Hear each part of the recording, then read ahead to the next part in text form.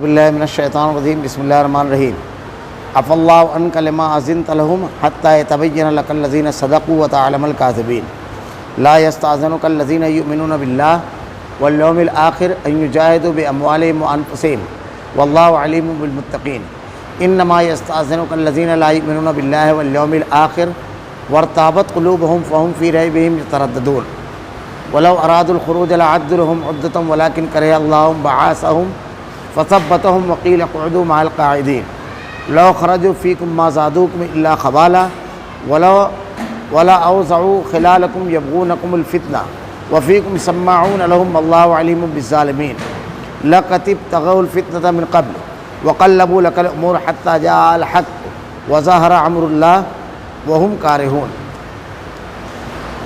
ومنهم من يقول صلي ولا تفتني ألا في الفتنة سقطوا إن جهنم لمحيط بالكافرين.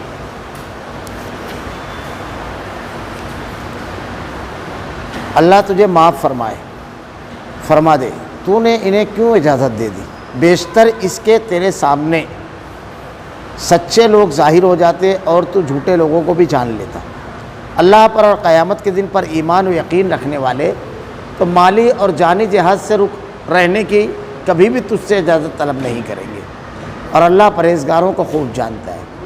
یہ اجازت تو تجھ سے وہی طلب کرتے ہیں جنہیں نہ اللہ پر ایمان ہے نہ آخرت کے دن کا یقین ہے، جن کے دل میں شک پڑے ہوئے ہیں اور وہ اپنے شک میں بڑے تردد کر رہے ہیں۔ اگر ان کا ارادہ جہاد کے لیے نکلنے کا ہوتا تو وہ اس سفر کے لیے سامان کی تیاری کر رکھتے، لیکن اللہ کو ان کا اٹھنا ہی پسند نہ تھا، اس لیے انہیں حرکت ہی سے روک دیا اور کہہ دیا گیا کہ تم بیٹھنے والوں کے ساتھ ہی رہو۔ اگر تم شامل ہو کر نکلتے بھی تو تمہارے لیے سوائے فساد کے اور کوئی چیز نہ بڑھاتے، بلکہ تمہارے درمیان خوب گھوڑے دوڑاتے اور تم میں فتنے ڈالنے کی تلاش میں رہتے۔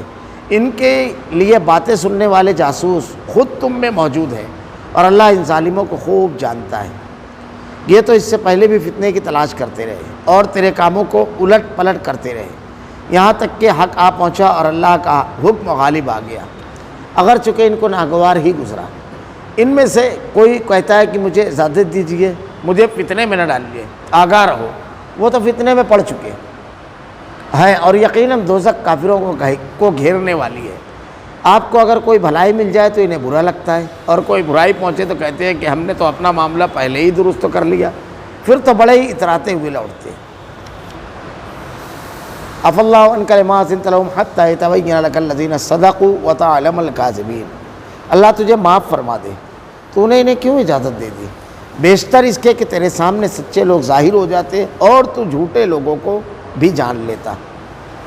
غزوہ تبوک کے موقع پر اللہ کے نبی صلی اللہ علیہ وسلم نے جب نکلنے کا ارادہ فرمایا تو اس وقت منافقین جو تھے، بہت بڑا طبقہ ان لوگوں کا ایسا تھا منافقین کا جو آ کر کے جھوٹی معذرت کرتے اور اللہ کے نبی صلی اللہ علیہ وسلم کے سامنے عذر پیش کرتے۔ اللہ کے رسول صلی اللہ علیہ وسلم نے ان لوگوں کو اجازت دے دی۔ اللہ تعالیٰ نے اس بات پر اللہ کے نبی صلی اللہ علیہ وسلم کو انتہائی دلنشی اور پیارے اسلوب میں اللہ کے نبی صلی اللہ علیہ وسلم کو تنبیہ کی، منع فرمایا۔ الفاظ دیکھیے، عفا اللہ عنک، اللہ تجھے معاف فرما دے، پہلے معافی کا اعلان کیا کہ اللہ تجھے معاف کر دے، تو نے کیوں انہیں اجازت دے دی؟ بیشتر اس کے کہ تیرے سامنے سچے لوگ ظاہر ہو جاتے، یعنی اور تحقیق کی جاتی، معاملے کا باریک بینی سے جائزہ لیا جاتا تو یہ سب ظاہر ہو جاتے جھوٹے لوگ، اور جھوٹے لوگوں کو بھی جان لیتا، اور تم بھی جان لیتے کہ جھوٹے لوگ کون ہیں، اس میں کون ہے جو بلا وجہ ادھر تلاش کر کے اپنے آپ کو اچھا بھی رکھنا چاہتے ہیں اور جہاد سے راہ فرار بھی اختیار کرنا چاہتے ہیں۔ تیرے سامنے بھی کھل جاتا، اللہ تعالیٰ کے سامنے تو سب لوگ کھلے ہوئے ہیں۔ لا یستأذنک الذین لا یؤمنون باللہ والیوم الآخر ان یجاہدوا باموالہم وانفسہم واللہ علیم بالمتقین۔ اللہ پر اور قیامت کے دن پر ایمان رکھنے والے تو مالی اور جانی جہاد سے رک رہنے کی کبھی بھی تجھ سے اجازت طلب نہیں کریں گے، اللہ پرہیزگاروں کو خوب جانتا ہے۔ یہ جو لوگ اللہ پر ایمان رکھتے ہیں اور آخرت پر، اللہ پر ایمان کا تقاضا یہ ہے کہ آدمی مشکل ترین حالات میں بھی اس کے قدم ڈگمگاتے نہیں ہیں، کیونکہ بچانے والی ذات کس کی ہے؟ اللہ کی، اور انتہائی اچھے حالات بھی اگر ہوتے ہیں تو بھی اس کا معاملہ ویسا ہی رہتا ہے، وہ گھر میں بیٹھا رہے چاہے میدان جہاد میں رہے کسی بھی جگہ رہے، لیکن اس کا معاملہ یہ ہے کہ اگر اس کو موت آنی ہے تو وہاں آئے گی، نقصان پہنچنا ہے تو وہاں پہنچنا ہے۔ اپنے مالی مفاد، اپنے حالات اور یہ تمام چیزوں کو سوچ کر وہ قدم اٹھانے سے رکتا نہیں ہے۔ اہل ایمان کی صفت ہے۔ یہ جو غزوہ تبوک تھا اس میں 4 قسم کے مسلمانوں کا تذکرہ ہے اور منافقین کا ایسے 5 ہے۔ ایک تو یہ ہے کہ وہ مالی اور جانی جہاد سے رک رہنے کی کبھی بھی تجھ سے اجازت طلب نہیں کریں گے، اللہ پرہیزگاروں کو خوب جانتا ہے۔ اس میں ایک بات اور یاد رکھنے والی ہے کہ سماج اور معاشرے میں تو طبقات الگ الگ ہیں۔ آدمی چھپا لیتا ہے کہیں اپنے آپ کو غلاف کے پیچھے، کوئی آدمی نادان بھولا بھالا ہوتا ہے وہ چھپا نہیں پاتا ہے، الگ الگ کیفیتیں ہوتی ہیں۔ اللہ تعالیٰ ارشاد فرما رہا ہے کہ میں دلوں کا حال جانتا ہوں، اس کے سامنے کچھ چھپا ہوا نہیں ہے۔ ہم چاوٹی کر رہے ہیں، ہم چالاکی کر رہے ہیں اور لوگوں کو بیوقوف سمجھ رہے ہیں، اصل میں آدمی خود حماقت کر رہا ہے، کیونکہ معاملہ اللہ کا ہے۔ اچھا، اس پر اجر دینے والا کون؟ اللہ رب العالمین۔ کامیاب کرنے والا کون؟ اس کا حکم دینے والا کون؟ اللہ۔ اب یہ تمام پہلوؤں سے ایمان والے جب غور کرتے ہیں کہ اللہ کا حکم ہے، نکل پڑو، نفع اور نقصان کا مالک اللہ رب العالمین ہے، اللہ کی رضا اور خوشنودی ہمارے نزدیک سب سے زیادہ اہم ہونا چاہیے۔ اللہ نے کہا نا والذین آمنوا اشد حبا للہ، اہل ایمان کی محبت بڑی شدید ہوتی ہے اللہ کے لیے۔ محبت کی شدت کا یہی معاملہ ہے کہ حکم آیا اور عمل کیا، پرواہ نہیں رہتی ہے پھر اس کو۔ یہ اور دوسرا طبقہ تھوڑا پسو پیش میں تھا، بعد میں اللہ تعالیٰ نے ان کے دلوں میں پختگی ڈال دی۔ تیسرا طبقہ مسلمانوں میں جو تھا اس کے پاس عذر ہوتا، کوئی بیمار، کوئی ضعیف، اسی کے پاس زیادہ راہ نہیں، یعنی اتنے لمبے سفر پر جانے کے لیے سواری، راستے کی خوراک، یہ تمام چیزیں کچھ نہیں، یہ عذر ہوتا۔ چوتھا طبقہ جو سستی کی وجہ سے رک گیا، آگے وہ بیان آنے والا ہے تفصیل سے۔ 3 صحابہ کرام کے بارے میں اللہ نے ارشاد فرمایا وَعَلَى الثَّلَاثَةِ الَّذِينَ خُلِّفُوا حَتَّى إِذَا ضَاقَتْ عَلَيْهِمُ الْأَرْضُ بِمَا رَحُبَتْ، زمین باوجود کشادگی کے ان لوگوں کے لیے تنگ ہو گئی۔ حضرت مرارہ بن ربی، ہلال بن امیہ اور کعب بن مالک، لیکن ان لوگوں نے کوئی جھوٹی بات نہیں کی، بالکل صاف گوئی سے اللہ کے نبی سے کہا کہ سستی کی وجہ سے ہم رک گئے، کل جائیں گے، پرسوں جائیں گے، اور اس میں رہ گیا معاملہ۔ تو اللہ رب العالمین نے ان کے بارے میں جو احکامات دیے اپنے نبی کے ذریعے، 50 دن کا ان لوگوں کا بائیکاٹ ہوا، ترتیب ہے اس کی پوری، وہ اپنے مقام پر پوری مفصل بحث آئے گی۔ یہ 4۔ پانچواں طبقہ منافقین کا تھا جس کا تذکرہ بڑی تفصیل کے ساتھ آ رہا ہے۔ تو یہاں پر اہل ایمان کے اس طبقے کی بارے میں ارشاد فرما رہا ہے کہ اللہ بخوبی جانتا ہے پرہیزگاروں کو۔ انما استاذنک الذین لا یؤمنون باللہ والیوم الآخر وارتابت قلوبہم فہم فی ریبہم یترددون، یہ اجازت تو تجھ سے وہی طلب کرتے ہیں جنہیں نہ اللہ پر ایمان ہے نہ آخرت کے دن کا یقین۔ اللہ پر ایمان قابل رہتا ہے تو اللہ کی رضا اور خوشنودی کا حصول زندگی کا مقصد بن جاتا ہے، نفع اور نقصان نہیں۔ الحب فی اللہ والبغض فی اللہ، محبت اللہ کے لیے، مال سے بھی، اولاد سے بھی، گھر سے بھی، وطن سے بھی، کس کے لیے؟ اللہ کے لیے۔ اور جب اللہ کے آڑے اس میں سے کوئی بھی چیز آئے گی تو کس کو قربان کرے گا؟ اللہ کو نہیں، اللہ کے احکامات کو نہیں، اس کو قربان کرے گا۔ اللہ تعالیٰ ارشاد فرما رہا ہے۔ تو ایمان اللہ پر اور آخرت پر ایمان، آخرت پر ایمان یہ کہ دنیا دارالعمل ہے اور یہاں ہم جو بھی کریں گے اس کا صلہ ملنے والا ہے۔ اب اگر رک گئے تو آدمی نے گھاٹے کا سودا کیا۔ جنت جو اللہ کی ایک ایسی نعمت ہے اس سے محروم ہو جاتا ہے۔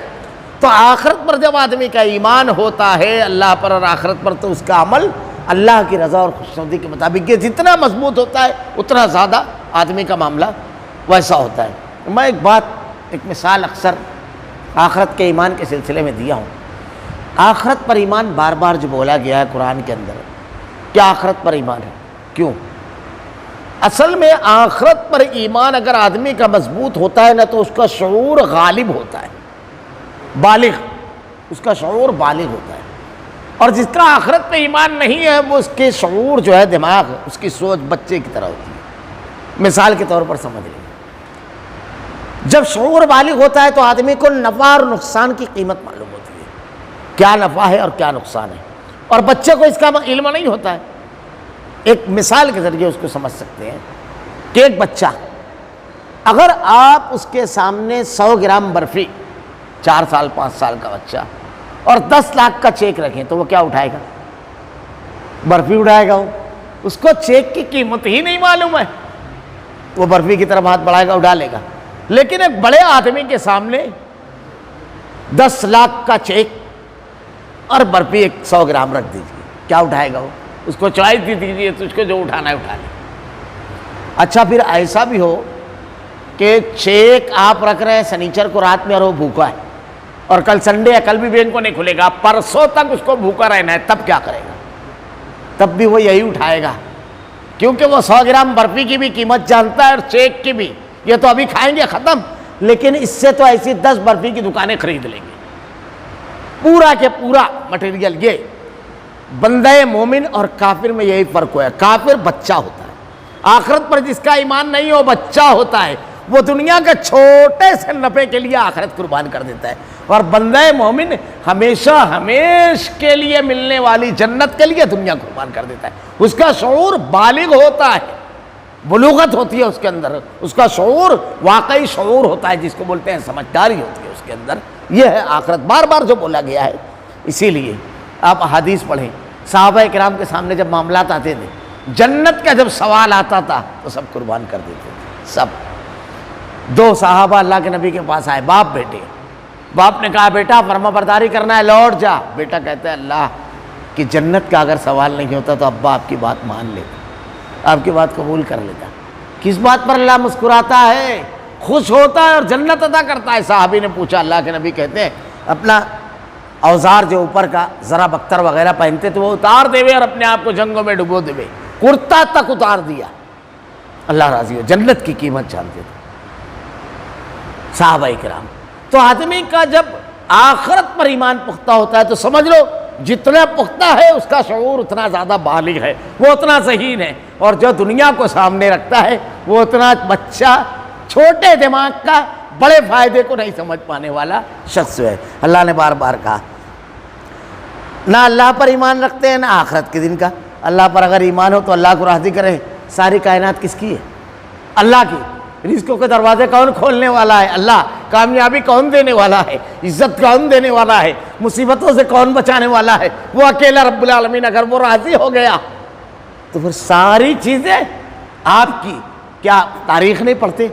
اللہ کے نبی صلی اللہ علیہ وسلم اور صحابہ کرام بدن کے کپڑوں پر اللہ کی رضا کے لیے گھر سے نکل گئے مکہ سے، بدن کے کپڑوں پر۔ نہ گھر دیکھا، نہ کاروبار، نہ رشتے، نہ تجارت، نہ وطن، کچھ نہیں، اللہ کی رضا۔ نتیجہ کیا ہوا؟ چند سالوں کے اندر دنیا کی 2 بڑی عظیم سلطنتیں کیسر و کسریٰ کے سلطان بن گئے، اور ان کے تاج ان کی ٹھوکروں میں اللہ نے ڈال دیا۔ یہ اللہ کا انعام ہے۔ تو سب کچھ تو اللہ عطا کرنے والا ہے، تو کیا کرنا ہے؟ دنیا کے نقصان اور فائدے کی بجائے سارے فائدے اور نقصان کی مالک حقیقی ذات کو راضی کرنے کی کوشش کرنا ہے۔ اللہ پر ایمان، آخرت پر ایمان، آخرت کے دن کا یقین۔ جن کے دل میں شک پڑے ہوئے ہیں وہ اپنے شک میں تردد کر رہے ہیں۔ وَلَوْ أَرَادُوا الْخُرُوجَ لَأَعَدُّوا لَهُمْ عُدَّةً وَلَٰكِنْ كَرِهَ اللَّهُ بَعَاثَهُمْ فَثَبَّتَهُمْ وَقِيلَ اقْعُدُوا مَعَ الْقَاعِدِينَ۔ یہ یہاں ضابطے بیان کیے جا رہے ہیں۔ ہمارے اندر اگر اللہ بچائے تردد سے، تمام چیزوں سے، یہ نہیں آنا چاہیے۔ اب دیکھیے، اگر ان کا ارادہ جہاد کے لیے نکلنے کا ہوتا تو وہ اس سفر کے سامان کی تیاری کر رکھتے۔ پہلے سے اعلان ہے۔ غزوہ تبوک ایسا غزوہ ہے کہ اللہ کے نبی صلی اللہ علیہ وسلم کسی بھی غزوے کے لیے جب نکلتے تو آپ کا ارادہ اگر شمال میں جانے کا ہوتا تو آپ جنوب کا ظاہر کرتے۔ کیوں؟ آپ قتال کو پسند نہیں کرتے تھے، کم سے کم قتال ہو اور معاملہ ختم ہو جائے، یہ آپ کی خواہش ہوتی، چھپاتے تھے آپ، ارادہ ایسے ظاہر کرتے تھے۔ لیکن تبوک کا معاملہ یہ تھا کہ آپ نے پوری وضاحت کے ساتھ بیان کر دیا تھا کہ روم کی سرحد پر جانا ہے، رومیوں سے مقابلہ ہے، وقت کی ایک بڑی حکومت سے مقابلہ تھا، اور فصلیں پک کر تیار تھی، اور قحط کا دور گزرا تھا، بڑا امتحان کا، گرمی کا مہینہ، اور سفر انتہائی سخت تھا اور بہت لمبا تھا۔ ساری چیزیں آپ نے واضح کر دی تھی۔ جب واضح کر دی تھی سب تیاری میں لگ گئے۔ اسی مناسبت سے گھر کا انتظام کچھ دنوں کے لیے کر دیا گیا، راستے میں جو لگیں گی ضروریات اس کا انتظام لگ گیا آدمی کوشش میں۔ اللہ نے کیا کہا؟ لیکن ان کو اٹھنا پسند ہی نہ تھا، اس لیے انہیں حرکت ہی سے روک دیا گیا اور کہہ دیا گیا تم بیٹھے رہنے والوں کے ساتھ ہی رہو. کوئی تیاری نہیں کر رہے ہیں, ابھی کریں گے. ارے بڑا مشکل مرحلہ ہے, کچھ جم ہی نہیں رہا ہے. 100 عذر ہے ان کے پاس, اور جس کے پاس کچھ نہیں ہے عذر وہ پوری کوشش اور توانائی میں لگا ہوا ہے. ایک ہوتا ہے عذر کر کے ڈھیلا بیٹھ جانا, اور ایک ہوتا ہے آخری دن تک کوشش کرنا. دونوں میں بہت فرق ہے. تو اللہ تعالیٰ نے ان لوگوں کو ڈھیلا بیٹھا دیا. یہ کیا سمجھ رہے ہیں؟ لو خرجوا فیکم ما زادوکم الا خبالا ولعوزوا خلالکم یبغونکم الفتنہ وفیکم سماعون لهم واللہ علیم بالظالمین. اگر تم میں شامل ہو کر نکلتے بھی تو تمہارے لیے سوائے فساد کے اور کوئی چیز نہ بڑھاتے, اور بلکہ تمہارے درمیان خوب گھوڑے دوڑاتے اور تم میں فتنے ڈالنے کی تلاش میں رہتے. اگر بالفرض یہ ساتھ میں رہتے, جیسے منافقین جو ہوتے ہیں یا منافق کی صفت والے رہتے ہیں, جب مشکل مرحلہ, مقابلے کا مرحلہ, دین کے لیے قربانی کا مرحلہ ہو تو یہ ہیلے بہانے کر کے میں سب لفڑے میں نہیں پڑتا. یہ سب جو چیزیں ہیں نا آگے آ رہی ہے وہ سب, تو وہ کیا کرتے؟ اگر بالفرض ساتھ میں رہتے بھی ہیں تو ان کا کیا ہوتا ہے؟ دیکھو یہ ہو گیا نا, منع کر رہا تھا میں, تکلیف پڑ گئی نا, پریشانی میں آ گئے نا, حوصلہ توڑنا. یہ نہیں کہ ہم کو متحد رہنا ہے, یہ متحد رہ کر کے سامنے آئے ہم کو ختم کرنے کے لیے, توحید اتباع سنت کی دعوت میں رکاوٹ ڈال رہے ہیں, ہم کو اور قوت و منظم انداز میں اس کو پیش کرنا ہے. نا, تعلقات مینٹین رکھنا ہے, کاروبار ہے ہمارا ان سے, سب چیزیں ان کو نظر آتی ہے. مختلف ہیلے بہانے سے حوصلہ توڑتے ہیں. مشہور واقعہ تاریخ کا, غزوہ بدر کے موقع پر کیا کیا منافقین نے؟ دیکھو قافلہ لوٹ رہے ہیں قافلے کے لیے. احد کے موقع پر کیا کیا؟ مقام شوط پر 300 لوگوں کے ساتھ رأس المنافقین عبداللہ بن ابی اپنے ساتھیوں کو لے کر الگ ہو گیا اور کہتا ہے, ہم کہتے تھے نا اندر رہ کر جنگ کرنا ہے, ہماری بات نہیں مانی گئی اس لیے ہم لوٹ رہے ہیں. لوٹنا ایک بات تھی, لیکن وہ مشکل حالات میں لوٹنا لڑنے والوں کا, مقابلے میں جانے والوں کا حوصلہ توڑنا تھا. یہ اہم چیز ہے. آپ نے جو قدم اٹھایا ہے اس سے کیا ہو رہا ہے؟ مورل سپورٹ بڑی اہمیت کا عامل ہوتا ہے. حوصلہ رکھنا, حق کے لیے اگر کوئی کوشش کر رہا ہے, کوئی قربانی دے رہا ہے, تو بہت بڑی تعداد ایسی رہتی ہے جو آتی ہے, ارے اس سے کیا ہوتا ہے, کیا فرق پڑتا ہے, اس سے سب لوگ کو کرنا چاہیے, کوئی متحد نہیں ہوتا ہے, سب ایسے ہی ہے نا. یہ سب چیزیں جو ہے برائی کو ختم کرنے کے لیے روکنے کی جو قوتیں ہیں ان کو توڑنا رہتا ہے. یہ سب توڑتی ہیں. بلکہ ہم کو کوشش کرنا چاہیے کہ چاہے اکیلا آدمی کیوں نہ, ان لوگوں کو ختم کرنے, اس کے خلاف نبرد و آزما ہونے اور اس کو پوری قوت سے توڑنے کے لیے. آج ہمارے یہاں دیکھیے کسی بھی میدان میں, قیادت کے میدان میں, ارے ہمارے یہاں کوئی اتحاد نہیں ہے. آپ نے کوشش کی, آپ صرف بیماری بتائیں گے, علاج نہیں بتائیں گے. آپ علاج کی طرف آپ نے کوئی قدم اٹھایا کہ ہم 20 تو کم سے کم متفق ہے, 2 کروڑ کی بات نہیں کرتے. ہمارے اندر اتفاق ہے, ہماری سطح میں جو مسلمانوں کو نقصان پہنچانے, فرقہ پرستی کو ہوا دینے, فسادات اور مسلمانوں کو ہر حیثیت سے تکلیف پہنچانے والی قوتوں کو دودھ پلانے والے ہیں, انہیں کے یہاں جا کے شاپنگ کر رہے ہیں, انہیں کے بزنس کو بڑھاوا دے رہے ہیں. کوئی نہیں رک رہا ہے. آپ تو رکیے, کیا ہوگا اس سے, وہ لوگ یہ کریں گے. یہ سب حوصلہ توڑنے والی چیزیں. تو اللہ تعالیٰ نے کیا کہا؟ منافقین کے درمیان جو رہیں گے, آپ جو کہہ رہے ہیں اس سے مسلمانوں کو قوت پہنچ رہی ہے, یا ان کے اگلا کوئی قدم اٹھانے والا حوصلہ ٹوٹ رہا ہے؟ آپ یہ غور کیجیے, آپ کے الفاظ کیا کر رہے ہیں؟ ان کو قوت دے رہے ہیں یا ان کی قوت کو اور اگلے کوئی قدم اٹھانے کی ہمت کو توڑ رہے ہیں؟ آپ کیا کر رہے ہیں؟ آپ سوچئے. یہ سب اہم چیزیں ہیں. تو کیا کہا؟ خوب گھوڑے دوڑاتے, طرح طرح کی باتیں, اور تم میں فتنے کی تلاش میں رہتے کہ کوئی بات ایسی نکل جائے جس سے ارے یہ تو ایسے ہیں, یہ لوگ تو ویسے ہیں, ان لوگوں کا معاملہ تو ایسا ہے. یہ سوالات اٹھانا ہے. یعنی آپ کے سامنے اگر ایک معاملہ آ گیا دونوں جماعتوں کا, حق کا اور باطل کا, تو اہل حق پر سوالات اٹھائیں گے. اہل حق کے بارے میں دنیا بھر کی باتیں کریں گے کہ اس کو ایسا نہیں کرنا چاہیے تھا, وہ تو سب صحیح ہے, اس کو پھر کیسے کرنا چاہیے تھا, تو کیسے کر رہا ہے, تو باطل کے سامنے کھڑا ہے, اہل حق کے ساتھ کھڑا ہے، ان کے خلاف ایک لفظ بول رہا ہے، یہ فتنہ سامانی صرف مسلمانوں اہل ایمان اہل حق کے درمیان کرتے ہیں۔ دوسری بات، ان کی باتیں سننے والے جاسوس خود تم میں موجود ہے، اللہ ان ظالموں کو خوب جانتا ہے۔ ظالم کون ہے؟ منافقین۔ اب ان کی باتیں سننا، جیسے بھولے پن سے بہت سارے بھولے والے مسلمان ایسے لوگوں کو جو فتنہ سامانی کرنے اور مسلمانوں کو نقصان پہنچانے کی اور جماعت کو نقصان پہنچانے کی کوشش کرتے ہیں، ان کے سامنے وہ سب باتیں کر دیتے ہیں جو ان کو مل جاتا ہے، یعنی ان لوگوں کو حق میں بہتر ہوتی ہے، تو وہ بھولے پن میں وہ باتیں کر لیتے ہیں، لیکن یہ بیٹھے رہتے ہیں اسی کے لیے کہ کیا خبر ہے، کیا معاملہ، کان لگائے رہتے ہیں۔ اور کبھی کبھی یہ بھی ہوتا ہے کہ مسلمان جب بہادری کے قصے بیان کرنے لگتے ہیں تو ان کے حوصلے بھی توڑتے ہیں، دونوں پہلو ہوتا ہے۔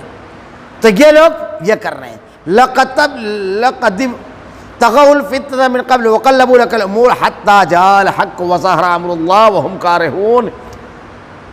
یہ تو اس سے پہلے بھی فتنے کی تلاش کرتے رہے اور تیرے لیے کاموں کو الٹ پلٹ کرتے رہے یہاں تک کہ حق آ پہنچا اور اللہ کا حکم غالب آ گیا، اگرچہ کہ ان پر ناگوار ہی کیوں گزرے۔ اب ان کی پوری تعریف دے لیجیے۔ اللہ نے اشارہ کیا ہے، کتنا بڑا فتنہ کیا، حضرت عائشہ صدیقہ ام المومنین پر الزام لگایا، اور کتنا گندا اور گھناؤنا الزام لگایا تھا۔ قرآن پڑھیے، سورہ نور میں تفصیل کے ساتھ اللہ نے بیان فرمایا کس قدر و اذیت ناک دن اللہ کے نبی کے اوپر گزرے، آپ کی زوج چہیتی بیوی پر ایک گندا الزام لگایا گیا، اور اس میں پھر بھولے والے مسلمان جو تھے وہ بھی چلنے لگے۔ اللہ تعالیٰ نے کہا، قرآن پڑھیے،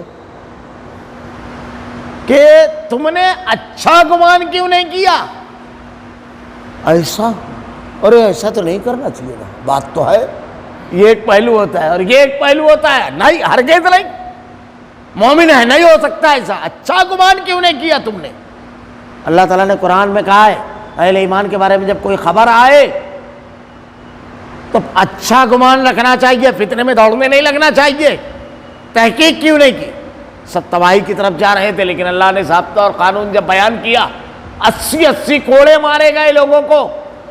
ہمارے یہاں دیکھیے کسی کے بارے میں کوئی ایک خبر ہو، آدمی بڑے ذوق و شوق سے بیان کرتا ہے، سنتا ہے اور دوسروں کو پھیلاتا ہے۔ یہاں سوال اس کے بارے میں جو ہم پھیلا رہے ہیں یہ نہیں ہے، یہی ہم چوک جاتے ہیں۔ سوال ہمارے بارے میں ہم جو پھیلا رہے ہیں ہم کیا کر رہے ہیں؟ اللہ تعالیٰ نے تو کہا ہے تم کو اچھا گمان کرنا چاہیے، اور اپنے بھائی کی عزت ڈھانکو گے تو قیامت کرو تو اللہ تمہاری عزت ڈھانکے گا۔ ہم اپنے ساتھ کیا کر رہے ہیں یہ اپنے کو نہیں سمجھتا ہے، اور ہم چل جاتے ہیں، دوڑ جاتے ہیں۔ تو انہوں نے یہ کیا، ایک دوسرا کام بھی تھا۔ اللہ کے نبی صلی اللہ علیہ وسلم سورہ منافقون میں آئے گا، ایک لوٹ رہے تھے، راستے میں ایک جگہ صحابہ کرام میں آپس میں معاملہ ہو گیا، انصار اور مہاجرین میں غلاموں کے پانی پلانے پر مسئلہ ہوا اور نوبت جنگ تک آ گئی انصار اور مہاجرین میں۔ اللہ کے نبی کو معلوم ہوا، آپ نے لوگوں کو سمجھایا، اور عبداللہ بن ابی کہتا ہے جو ہم میں عزت دار ہے وہ ذلیل لوگوں کو مدینہ سے نکال دے گا۔ اس سے مراد اہل ایمان تھے اور اللہ کے نبی۔ اللہ تعالیٰ قرآن میں کہتا ہے وَلِلَّهِ الْعِزَّةُ وَلِرَسُولِهِ وَلِلْمُؤْمِنِينَ، عزت اللہ کے لیے، رسول کے لیے اور اہل ایمان کے لیے۔ پھر جب مدینہ لوٹے تو عبداللہ بن ابی، منافقوں کے سردار کے لڑکے عبداللہ، اللہ کے نبی سے کہتے ہیں اللہ کے رسول اگر قتل ہی کرنا ہے تو مجھ کو اجازت دیجیے، اور اپنے باپ سے کہا کہ تم مدینہ میں داخل نہیں ہو سکتے جب تک کائنات کی سب سے باعزت ذات محمد الرسول اللہ صلی اللہ علیہ وسلم تم کو اجازت نہ دیتے۔ یہ فتنہ، یہ دیکھو ہم لوگوں نے ان کو بسایا، ہجرت کر کے آئے بدن کے کپڑوں پہ، اور ہم ہی کو آنکھ بتا رہے ہیں۔ یہ سب جملے تھے، یہ سب منافقین نے ہوا دی تھی ان جملوں کو خوب، جیسے آج کے دور میں بھی اس قسم کے واقعات میں آپ کو نظر آئے گا۔ یہ اللہ تعالیٰ نے منافقین کے، یہود کے کردار کو جو پیش کیا ہے، سماج اور معاشرے کے اندر یہ چلتے رہتے ہیں، کبھی ایک صفت غالب آتی ہے، کبھی دو صفتیں، کبھی پوری۔ اللہ کے نبی نے کہا منافق جو ہے اس کے اندر 4 صفتیں ہیں، جب بات کرے تو جھوٹ بولے، جب وعدہ کرے تو وعدہ خلافی کرے، جب جھگڑا کرے تو گالی دے، اور جب کوئی امانت رکھی جائے تو خیانت کرے۔ یہ اللہ کے نبی نے کہا 4 خرابیاں اس کے اندر منافق میں، اگر چاروں میں اکٹھا ہے تو سمجھ لو پکا منافق، اور اگر ایک ہے تو نفاق کی ایک خرابی ہے، تو بچنا چاہیے اس سے، بہت خطرناک چیز ہوتی ہے یہ۔ تو اللہ تعالیٰ نے ارشاد فرمایا کہ وَمِنْهُمْ مَنْ يَقُولُ ذَلِّ وَلَا تَفْتِنِّي أَلَا فِي الْفِتْنَةِ سَقَطُوا وَإِنَّ جَهَنَّمَ لَمُحِيطٌ بِالْكَافِرِينَ۔ ان میں کوئی کہتا ہے مجھے اجازت دے دیجیے، مجھے فتنے میں نہ ڈالیے، آگاہ رہو، وہ تو فتنے میں پڑ چکے، یقیناً دوزخ کافروں کو گھیرنے والی ہے۔ جد بن قیس ایک منافق تھا، اس نے کیا کیا معلوم؟ اللہ کے نبی صلی اللہ علیہ وسلم سے آ کر کے کیا کہا جد بن قیس نے؟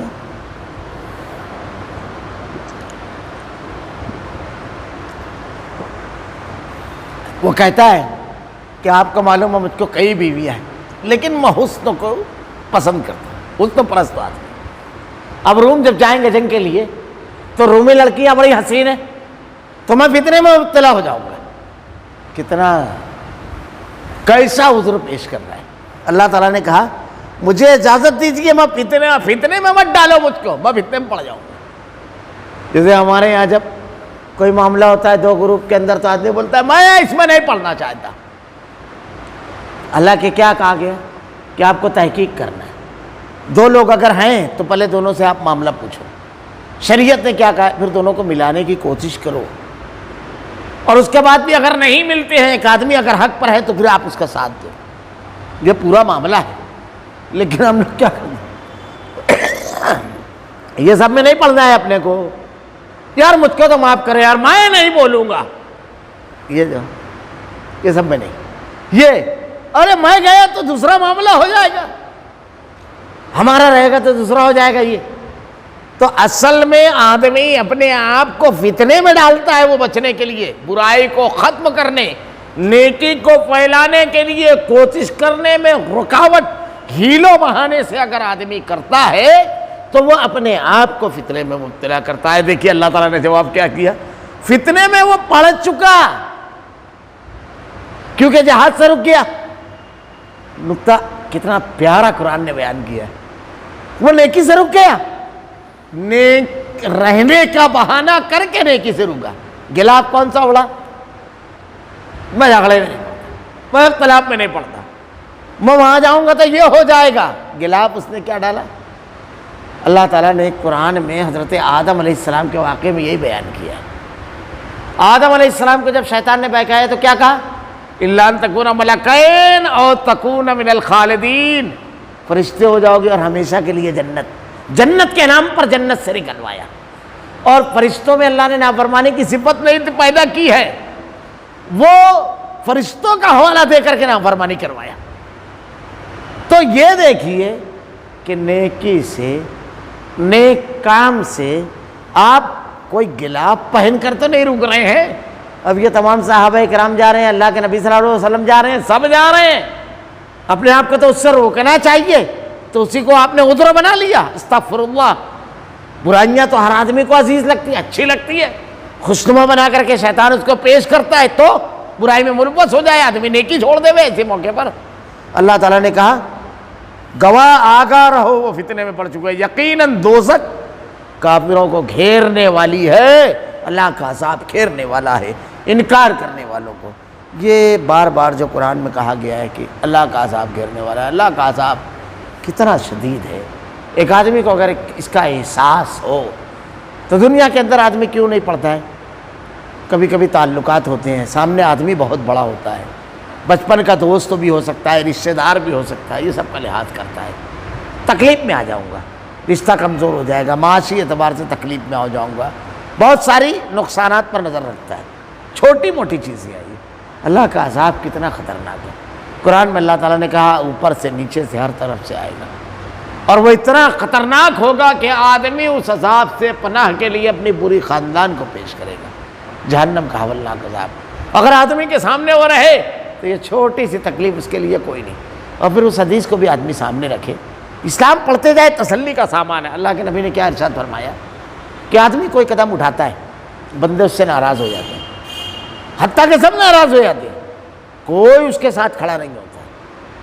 اللہ تعالیٰ کہ ناراضگی سے وہ ڈرتا ہے کہ اللہ ناراض نہ ہو، اس کو پرواہ نہیں ہوتی ہے۔ اللہ کے نبی صلی اللہ علیہ وسلم اللہ کے دین کو لے کر اٹھے، پورا خانوادہ، پورا مکہ آپ کے مخالف ہو گیا، پوری دنیا آپ کے سامنے کھڑی ہو گئی، جو آپ کے سامنے آیا وہ اس نے نقصان پہنچایا، آپ نے پرواہ کی نہیں۔ کیا کہا اللہ کے نبی صلی اللہ علیہ وسلم نے؟ اس حدیث پر نظر رکھے آدمی، ایک وقت تو ایسا ہوتا ہے کہ اللہ تعالیٰ لوگوں کو اس سے راضی کر دیتا ہے، پہلی چیز تو اللہ تعالیٰ فرشتوں سے کہتا ہے کہ اے فرشتوں، میں اپنے فلاں بندے سے محبت کرتا ہوں، تم بھی اس سے محبت کرو۔ لوگ نفرت کر رہے ہیں، لیکن اللہ پہلی محبت کس کے دل میں ڈالتا ہے؟ فرشتوں سے اعلان کرتا ہے، اور پھر اس کے بعد دلوں کو پھیرنے والی ذات کس کی ہے؟ اللہ کی ہے۔ برسوں کی دشمنی 1 منٹ لگتا ہے، میت میں نہیں جاتے ہیں، ہوتا ہے نا؟ تعلقات منہ پھیر لیتے ہیں، جس مجلس میں وہ بیٹھے ہوئے سامنے والا آ گیا وہ دوست توڑ کے چلے جاتے ہیں، ہوتا ہے نا؟ یہ کہاں سے آتا ہے یہ جذبہ؟ وہ ایک لفظ کس جذبے سے نکلتا ہے؟ دلوں کو پھیرنے والی ذات اللہ کی ہے۔ برسوں کی دشمنی ایک لمحے میں کیسی محبت میں تبدیل ہوتی ہے۔ یہ ثمامہ بن اسال اللہ کے نبی نے گرفتار کر کے منگوایا، مسجد نبی میں باندھا ہوا ہے، انتہائی اللہ کے نبی صلی اللہ علیہ وسلم کا مخالف مسلمانوں کا۔ 3 دن بعد جب اس کو کھولا گیا تو اللہ کے نبی نے 3 دن اس کو دین کی دعوت دی۔ اللہ کے نبی کے اخلاق، آپ کے کردار، آپ کے رویے کو دیکھ رہا ہے، 3 دن انکار کیا۔ اس کے بعد تیسرے دن اللہ کے نبی نے کہا اس کو چھوڑ دو، کھول دیا گیا۔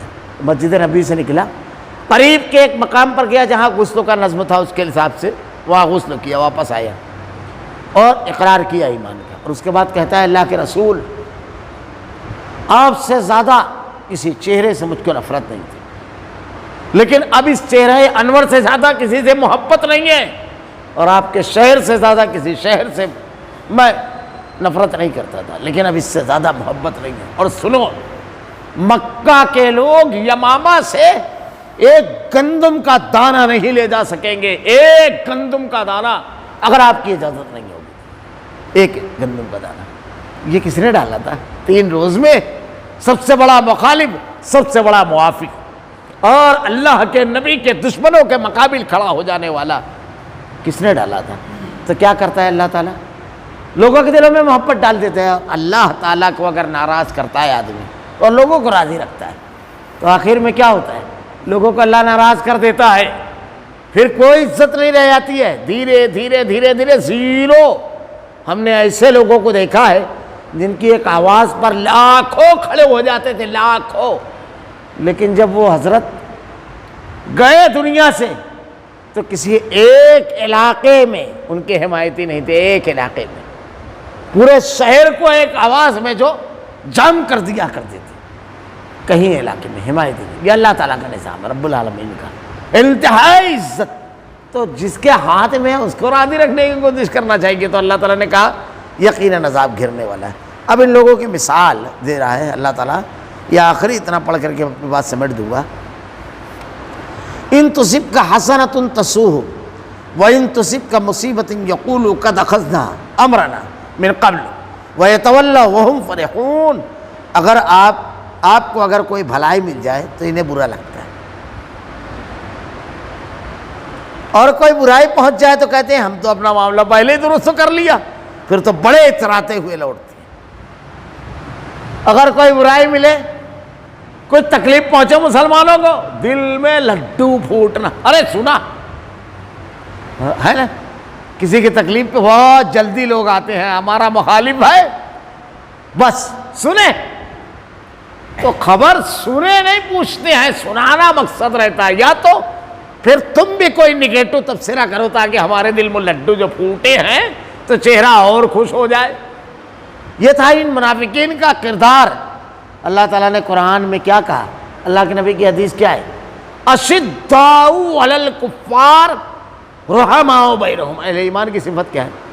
کافروں کے لیے شدید اور مسلمانوں کے لیے رحم دل۔ اللہ کے نبی نے کیا کہا؟